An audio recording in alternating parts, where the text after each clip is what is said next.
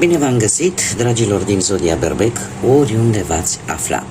Bine ați venit tuturor pe canalul meu, Tarot Flor de Loto, la o nouă lectură atemporală, fără limită de timp. O lectură pe care voi să o puteți urmări oricând doriți sau atunci când apare în viața voastră. Desigur, dragilor, ca de fiecare dată vă readuc aminte că voi, prin deciziile și alegerile pe care le faceți, vă construiți propriul viitor. Fiind o lectură ultra-mega generală, vă rog din suflet să luați decât acele mesaje care rezonează cu voi, iar restul lăsați-le să zboare în univers, pentru că sigur sunt pentru alte energii care, într-o mai mică sau mai mare măsură, au o legătură cu Zodia Berbec. Așa că, dragilor, toți cei care aveți Soarele, Luna, Venus, Ascendentul sau oricare alt aspect astral important pentru voi din harta voastră natală și care are legătură cu Zodia Berbec, atunci această lectură este de asemenea și pentru voi. Și zicând toate acestea, zic să începem și am hotărât să folosesc de data aceasta și o nouă etalare și să mai folosesc și alte pachete de cărți. De data aceasta avem Oracolul Ceștii de Cafea. Și haideți să vedem ce ne spune. Ce are să ne spună despre situația voastră, despre cum sunteți, despre ce simțiți, situațiile pe care le traversați. Să vedem și ce vine, bineînțeles, pentru voi, dragii mei, din Berbec sau cu legături puternice cu această zodie.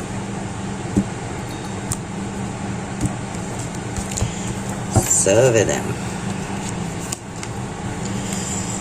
Și avem. Se pare că unii dintre voi ați trecut printr-un final. Un final destul de complicat, aș zice. Destul de complicat. Haideți să luăm cu începutul. Sau mai bine zis, haideți să le punem pe toate, ca să avem așa, să am o imagine de ansamblu. Și să vedem ce ne spune. Ei bine, dragilor, avem roata, care ne vorbește de sfârșituri și începuturi. Roata îmi spune că o etapă s-a terminat în viața voastră, un proiect, o relație, vreun loc de muncă, cumva un capitol s-a închis. Dar în același timp a început un nou capitol pentru voi și eu aș spune că pentru unii, pe plan sentimental, a apărut o schimbare. Cei care poate ați avut o căsnicie, e posibil să fie ajuns la un sfârșit, la sfârșitul unei căsătorii. Iar cei care sunteți singuri de foarte mult timp, cumva lucrul ăsta, singurătatea cumva s-a cam terminat. Ce este foarte interesant este că avem vrăjitoarea. Vrăjitoarea aici îmi vorbește de cineva care este, parcă v-a vrăjit pe unii dintre voi. Când spun v-a vrăjit, aș putea să mă refer un pic la partea frumoasă, da? Metaforică a lucrurilor, da? Dar în același timp, din câte văd eu aici, ceva s-a schimbat. Apariția acestei energii a venit pentru unii, posibil să fi venit ca o binecuvântare, pentru alții să fi venit ca și un avertisment. Dintele îmi poate vorbi de efectiv posibil la propriu să fie avut ceva probleme cu dantura, controale, ceva să fie avut, ceva în legătură cu stomatologia, da? Dar așa, per general, îmi vorbește de propria ta viață care e ușor scăpată de sub control. E ca și cum cineva ar vrea să muște o bucată din tine. Și faptul că se află lângă vrăjitoare, asta îmi spune că totuși este cineva care nu știu eu cât de bună intenție are în ceea ce vă privește. E ca și cum ai zice, Doamne, parcă nu aș vrea să mă apropii, dar ceva mă atrage și nu știu ce. Lucrul ăsta îți aduce în viața ta de zi cu zi, în primul și în primul rând, o schimbare pe care nu o poți controla. Cam asta este situația actuală. Ceva s-a terminat, ceva a început, sub o formă care pe tine te-a făcut să cam pierzi un pic controlul situației. Și aici puteți să adaptați. Asta așa ca și o concluzie. V-a făcut să pierdeți un pic controlul asupra unei situații. Cum de asemenea apare o energie care, într-un fel sau altul, ori vă duce cu zăhărelul, ori pur și simplu vă simțiți atrași și nu știți de ce. Este un pic ceva ciudat, ca să zic. Dar, cum am mai spus, e posibil să fiți într-o situație care să vă facă să nu dețineți controlul total. Acum, la ce să vă așteptați în perioada imediat următoare? Și avem calul și casa. În perioada imediat următoare vine totuși cu acțiune. Nu veți rămâne așa. La voi, ideea de a pierde controlul vis-a-vis de o situație nici nu se pune în discuție. Pentru că voi, în primul și în primul rând, că sunteți o energie foarte dinamică, căreia nu-i place să primească ordine, căreia nu-i place să fie controlată. Așa că veți trece la acțiune în următoarea perioadă cu această carte, care mie îmi spune că vei merge înainte. Ai puterea să o faci, vei merge înainte, îți vei recăpăta într-un fel sau altul libertatea de acțiune. Ceea ce este un lucru bun. De asemenea, apare o relocare. O relocare, o schimbare de adresă, de domiciliu, sau o relocare dacă vorbim de viața profesională, ori că vei găsi casa potrivită, ori că o renovezi cumva, o redecorezi, faci ceva prin casă sau pur și simplu, mai ales pentru cei care și-au luat viața profesională în propriile mâini, da?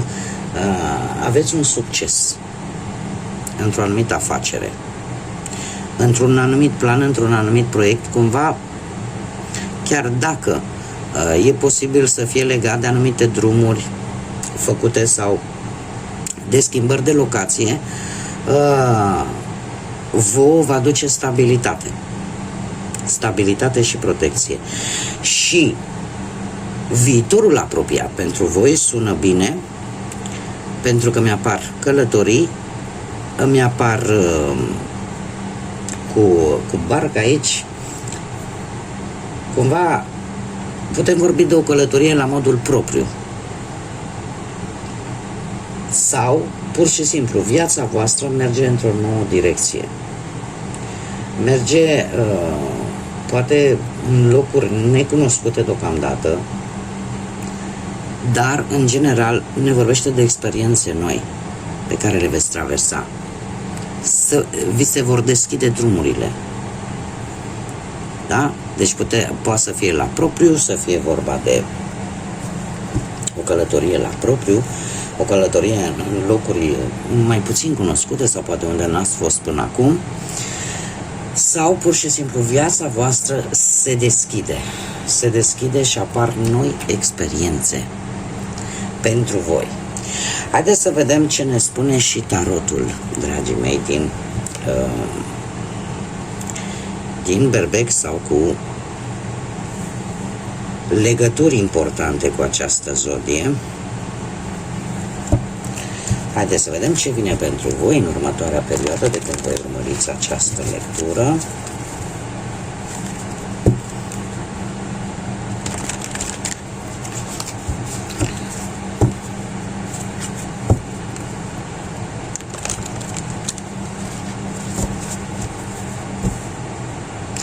Puteți avea senzația în acest moment că parcă sunteți urmăriți de ghinion.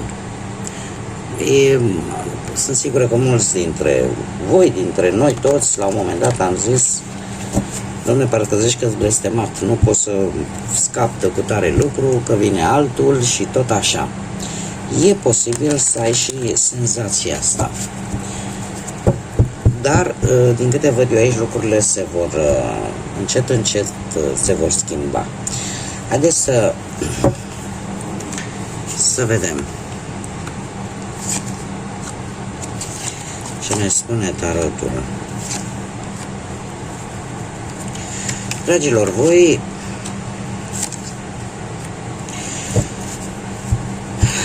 ceva legat de muncă, și de faptul că ați încercat din răsputeri să rezolvați cât mai multe, să cu capul într-o parte, să rezolvați și să țineți în echilibru, poate atât planul profesional cât și cel financiar.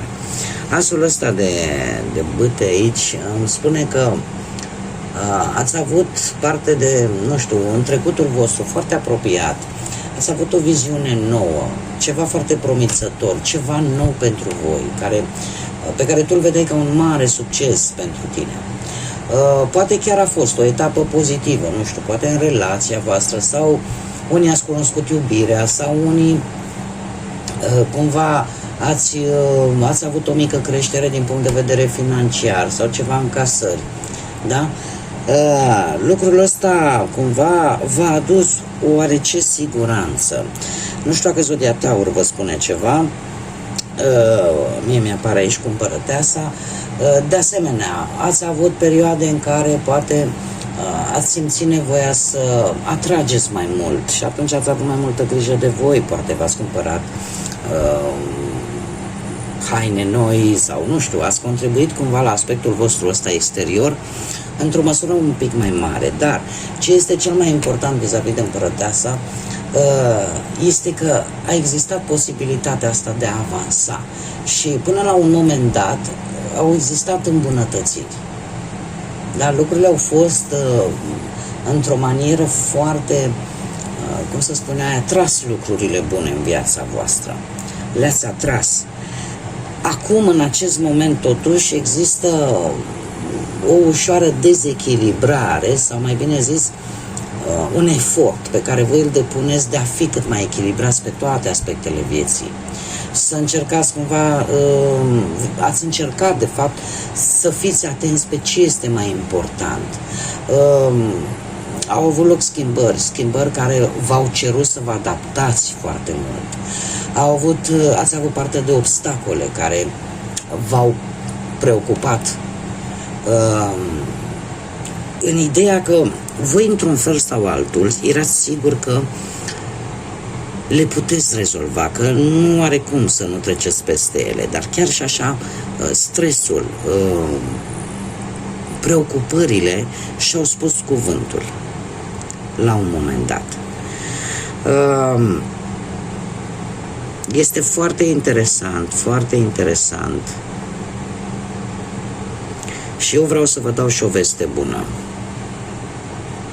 În acest moment, într-adevăr, sunteți un pic, acest stres un pic continuu. De ce? Pentru că încercați să țineți lucrurile sub control. Încercați și că, după cum bine vedem, vorbim de acest control pe care voi simțiți cumva că îl pierdeți, că vă scapă lucrurile de sub control. Dar trebuie să vă liniștesc. Și hai să vă spun de ce.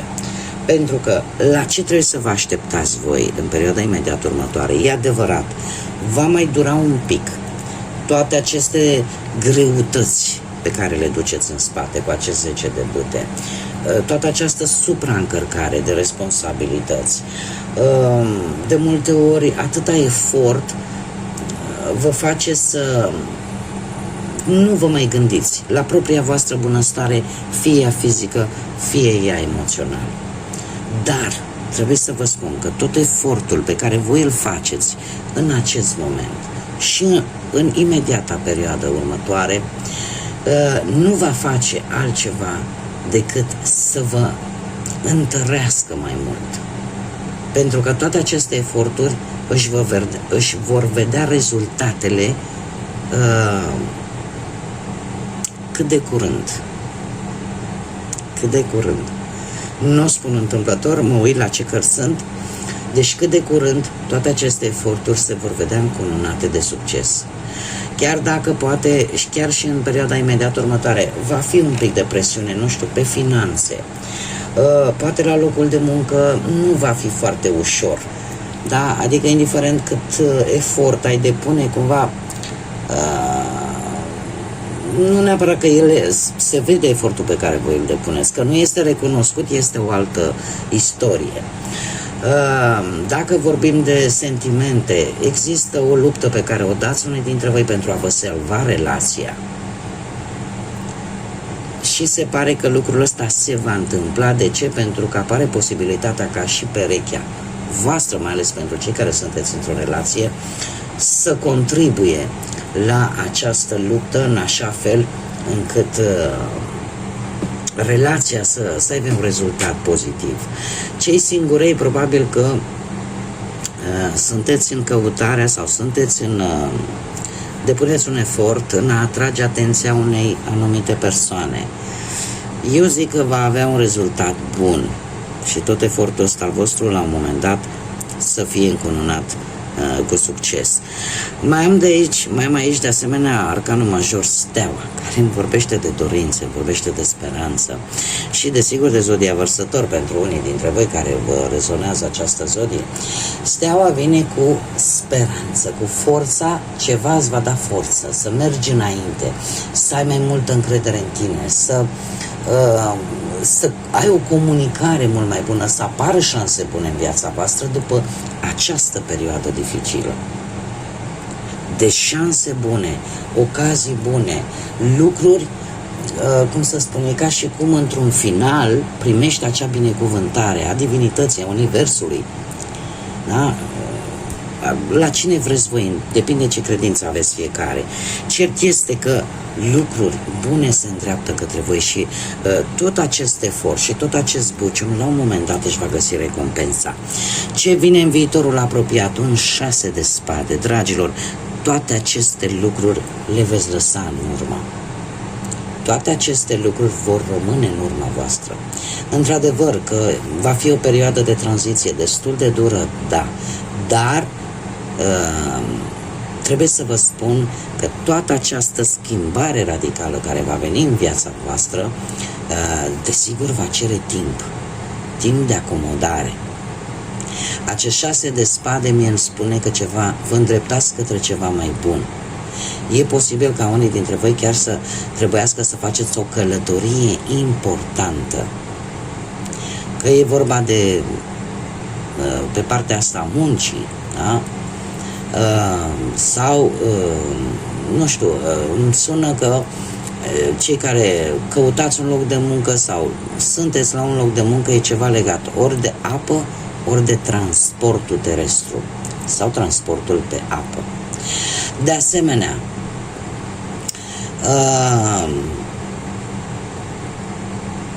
poate pentru unii dintre voi pe plan sentimental apare într-adevăr o călătorie pentru a reînvia relația. Da? Mai ales pentru cei care aveți așa o dragoste la distanță. Cei singurei aș spune că veți căuta iubirea poate în alte locuri sau cu alte metode mai noi. Dar într-un fel sau altul lucrurile astea vor rămâne în urmă. Haideți să vedem și ce spirit animal vă va însoți în această perioadă imediat următoare pe dragii mei din Berbec sau cu legături importante cu această zodie. Un mesaj, te rog, pentru dragii mei din Berbec.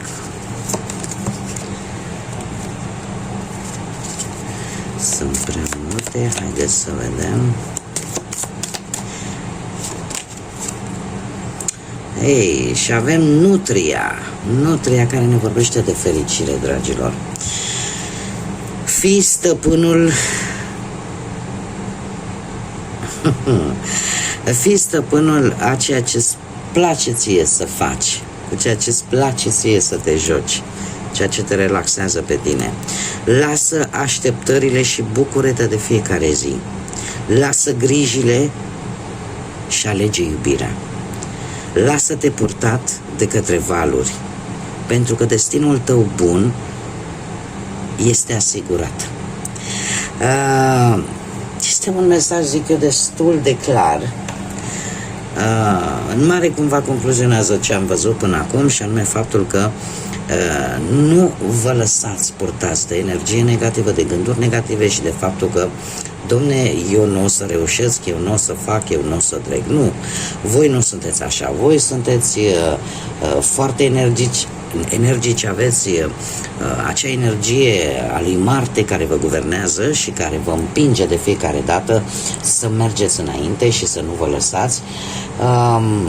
Pentru voi a câștiga înseamnă foarte mult și de multe ori după ce câștigați ceva, după o perioadă vreți să treceți la următoarea provocare. E acea energie marțiană, da? Cu care vine Marte. Deci,